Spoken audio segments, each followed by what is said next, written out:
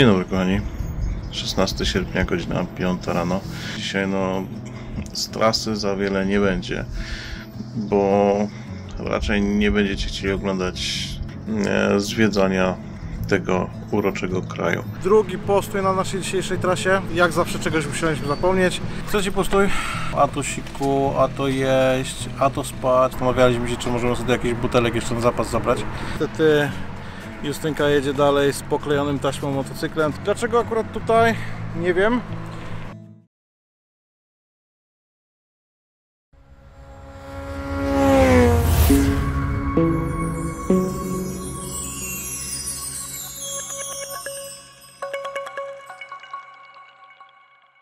Dzień dobry kochani, 16 sierpnia, godzina 5 rano. Osiedle powoli się budzi do życia. Przepraszam Was z góry za to, że nagrywam telefonem, ale wszystko już jest spakowane, nawet kamery, dlatego że dzisiaj z trasy za wiele nie będzie, bo raczej nie będziecie chcieli oglądać jazdy niemieckimi i polskimi autostradami, bo taki plan jest na dzisiaj praktycznie. Jakieś 600 albo 700, już nie pamiętam dokładnie, kilometrów jedziemy do Chemnitz dzisiaj. Tam jest pierwszy nocleg. Praktycznie 99% dzisiejszej trasy to jest właśnie autostrada, więc nie zamierzam wyciągać kamery na autostradzie, nic ciekawego tam nie będzie.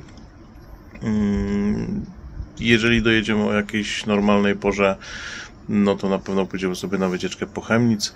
Tam jest parę miejsc, które chciałem zobaczyć, które chciałem Wam też pokazać, ale to trzymamy kciuki, żeby nie zamulić na trasie, żeby nie przyjechać późno wieczorem.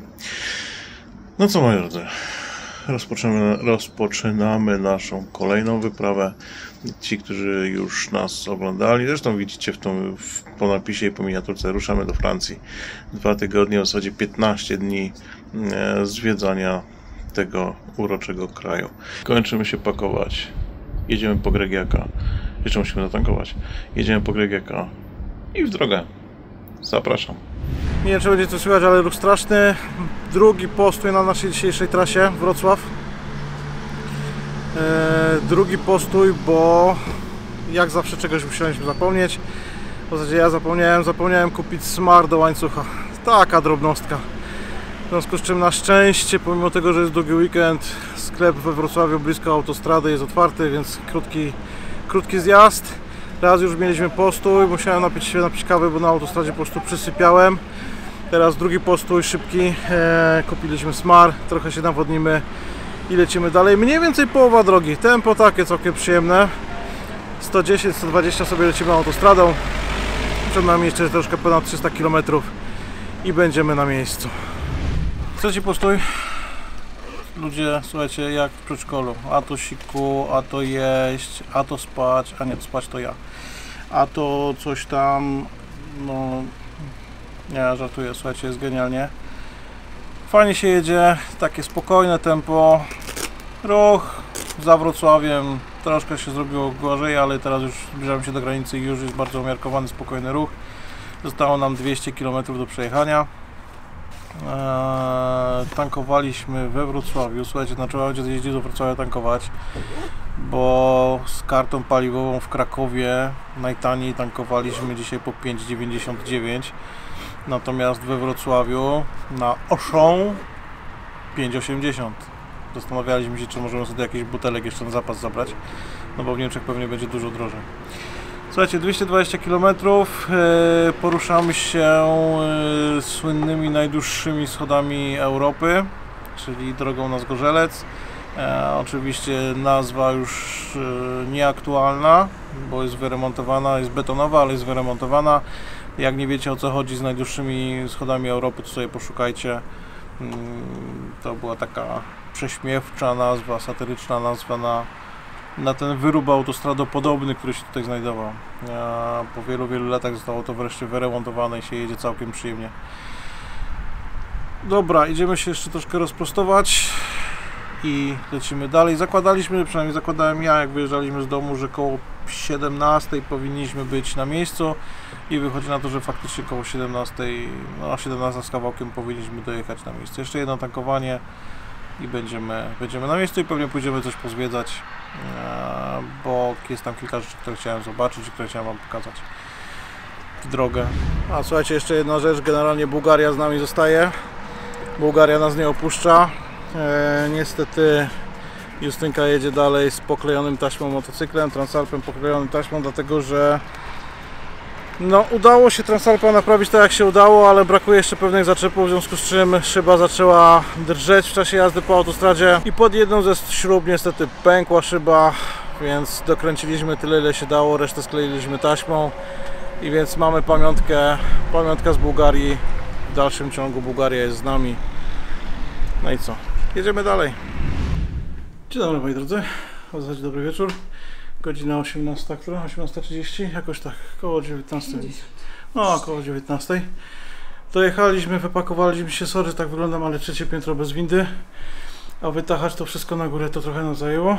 Przy mojej kondycji trochę dłużej niż normalnie. Słuchajcie, póki Greg się kąpie i jeszcze jest znośny porządek, to Wam pokażę szybki room tour. Greg jak się w tym momencie kąpie, więc łazienkę Wam pokażę za chwilę. Pewnie gdzieś tutaj wkleję, żebyście sobie zobaczyli, jak wygląda łazieneczka. I zacznijmy od naszego pokoju. Słuchajcie, nasz pokój ogromny. Tutaj jest przedpokój. Na wprost wchodzimy do naszego pokoju. Wielkie wyro, sofa, fotel, regały, szafki. Ładny wystrój. Widać, że zadbane, wyremontowane. Dobra, to jest jeden pokój. Idziemy sobie dalej. Kochani, tutaj jest pokój Gregiaka. Wykorzystam to, że tak jak mówię, że on się kąpie, a jeszcze nie zrobił to bałaganu. Więc jak widzicie, drugi pokój z pięknymi obrazkami. Olbrzymi, sofa, szafka, biurko, gdyby ktoś chciał popracować. Leżanka, na której odpoczywają spodnie. Idziemy dalej. Idziemy sobie do kuchni. A tak jak wspomniałem, łazienkę pokażę Wam za chwilkę. A tu kogo tu mamy? Justynka. Sama tu przyszłaś. I kochani, ogromna kuchnia. Potężna, ogromna kuchnia z dużym stołem dla 5 osób.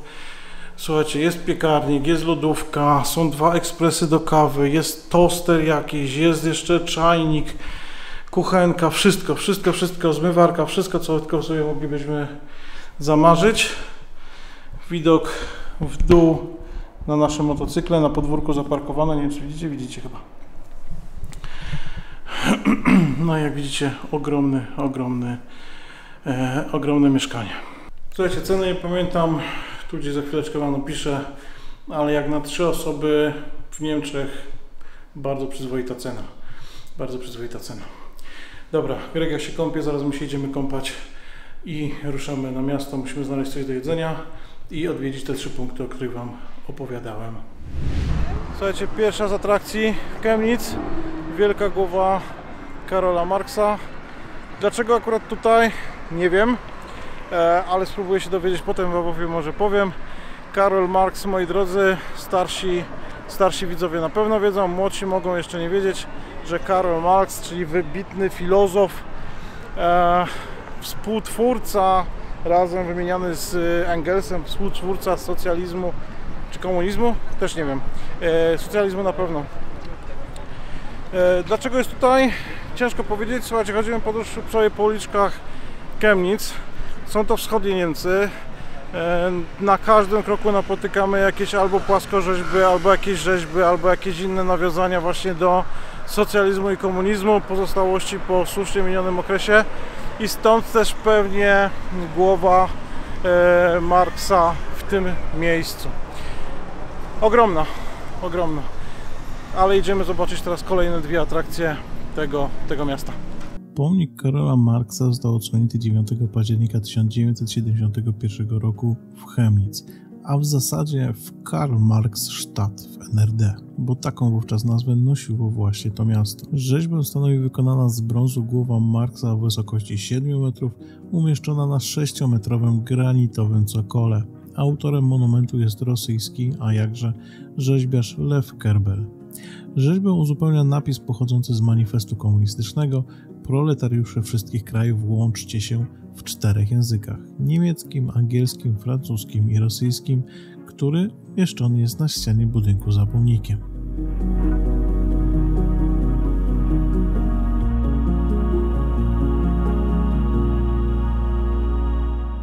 Drugie miejsce, do którego chciałem Was zabrać podczas wycieczki po tym mieście i miejsce, do którego na pewno należy się udać, będąc właśnie w Chemnitz, to Czerwona Wieża. Z niemieckiego Der Rote Turm. Jest to dawna wieża obronna, pozostałość średniowiecznych murów obronnych w Chemnitz. To, dlaczego warto się tutaj udać i ją zobaczyć, to fakt, że to jest najstarsza budowla pierwotnej części miasta. Wspomina się o niej już w 1466 roku. Wiele wskazuje jednak na to, że jest znacznie starsza. Badania archeologiczne wykazały, że wieża od początku nie była wkomponowana w mury miejskie i prawdopodobnie stała przed ich linią. Mogła służyć jako wieża mieszkalna komornika miejskiego działającego na zlecenie cesarskie. Jednak potwierdzone jest, że od XVI wieku była wykorzystywana jako więzienie. W 1570 roku było tu 13 cel dla 19 więźniów i wykorzystywano ją na potrzeby więzienne także po 1840 roku, gdy rozebrano już mury miejskie. Niestety spłonęła doszczętnie podczas walk o miasto w 1945 roku, ale w 1950 otrzymała tymczasowy dach. Została ostatecznie odrestaurowana w latach 50. XX wieku. Co ciekawe, wieża odgrywała również ważną rolę dla wzornictwa i była inspiracją dla kształtów butelek. Po 1990 roku została gruntownie wyremontowana i udostępniona. Nazwa obiektu pochodzi prawdopodobnie od barwy tufu porfirowego, z którego jest wzniesiona.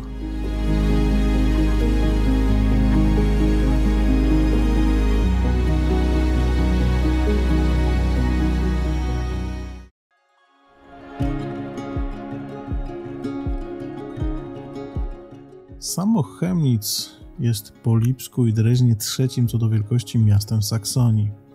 Pierwsza wzmianka o miejscowości w formie locus Kamenis pochodzi z 1143 roku. Nazwa miasta została ponowiona od nazwy rzeki Chemnitz, która pochodzi z kolei od starołużyckiej nazwy Kamienica. Nie będę tutaj mówił o całej historii tego miasta. Wystarczy, że powiem tylko, że w czasie II wojny światowej miasto zostało silnie zniszczone wskutek nalotów, a w maju 1945 roku zostało przejęte przez wojska Związku Radzieckiego, po czym znalazło się w odrębnej radzieckiej strefie okupacyjnej Niemiec. W latach 1953-1990 miasto nosiło nazwę Karl-Marx-Stadt, o czym już Wam powiedziałem, co oznacza miasto Karola Marksa. Dlaczego tak? Nie mam zielonego pojęcia i nie udało mi się znaleźć żadnych informacji na ten temat. Wiem natomiast, że Karol Marx urodził się w oddalonym o ponad 500 km Trewirze, a zmarł w Londynie. Nie udało mi się dotrzeć do żadnych materiałów, co wcale nie oznacza, że nie istnieją, aby Karol Marx w jakikolwiek sposób był związany z tym miastem. Więc dlaczego taka nazwa i po co tutaj ta 7-metrowa głowa Karola Marksa? Nie wiem. I nawet się nie domyślam. Jeśli macie jakiekolwiek informacje na ten temat, dajcie znać w komentarzach, chętnie się dowiem.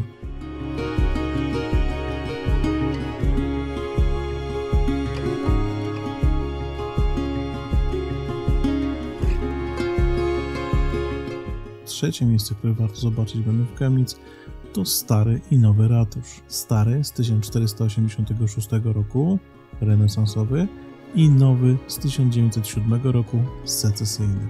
To, co jest ciekawe w tych ratuszach, to, że one się po prostu ze sobą stykają i znajdują się na jednym placu, w związku z czym nie trzeba daleko łazić, żeby zobaczyć obydwie budowle. Warto wspomnieć, że nowy ratusz to trzeci ratusz w Chemnitz. Jego budowa stała się konieczna, gdy na przełomie XIX i XX wieku miasto osiągnęło 100 000 mieszkańców i tym samym stało się dużym miastem. Wnętrze budynku utrzymane jest głównie w stylu secesyjnym. Wewnątrz znajduje się mura, praca, dobrobyt, piękno autorstwa Maxa Klingera. Natomiast w 1978 roku na wieży zawieszono karylią. Wiele rzeźb na ich w ratuszu zostało stworzonych przez drezdeńskiego rzeźbiarza Aleksandra Hufera. Jednym z jego dzieł jest narożna 5-metrowa figura Rolanda. Tak, tego Rolanda od pieśni. Do czasu jego posadowienia na narożniku ratusza miasto było pozbawione symbolu wolności i jurysdykcji, chociaż od dawna miało prawa targowe i prawo do samorządu. Oczywiście nie są to wszystkie miejsca i budowle warte odwiedzenia w Chemnitz. Niestety ze względu na późną porę, kiedy przyjechaliśmy do tego miasta i fakt, że następnego dnia ruszaliśmy dalej, nie byłem w stanie pokazać Wam nic więcej. Dzień dobry. Słuchajcie, podsumowanie dnia wczorajszego nagrywam dnia następnego, dlatego że wczoraj wróciliśmy dosyć późno już do domu i nie miałem siły, byłem już wyrypany po tej jeździe i po tym upale, więc nie miałem siły. Dzisiaj nagrywam wam podsumowanie. Słuchajcie, byliśmy wczoraj jeszcze pod Czerwoną Wieżą. To gdzieś tu się będzie za chwileczkę pojawiało, albo głos Zofów wam powie, albo już powiedział, nie wiem jeszcze jak to będę montował.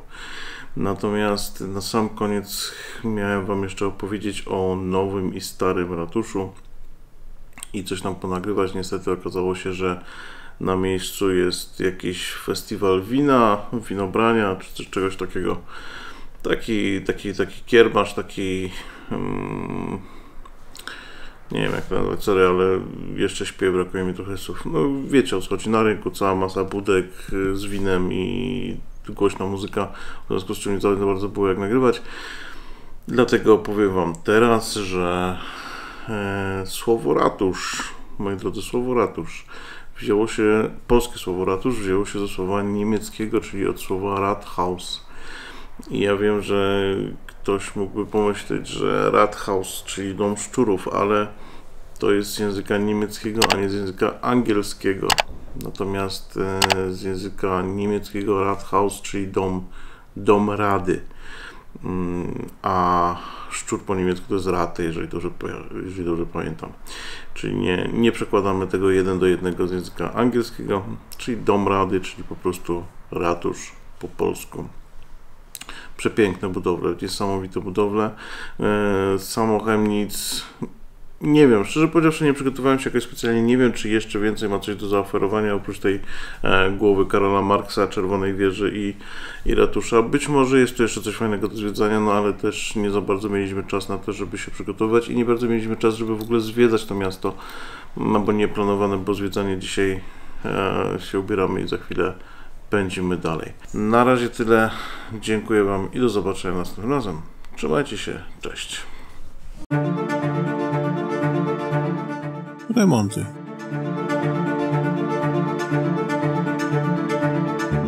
Komunikacja bez słów.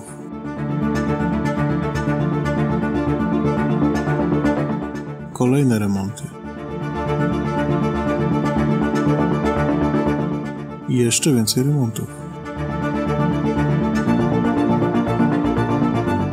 Korki podczas remontu. Korki w deszczu podczas remontów. Zwiedzanie w deszczu.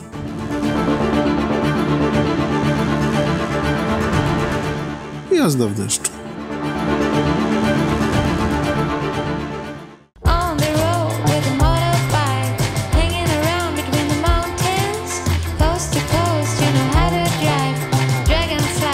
Sunset, can you believe we're together?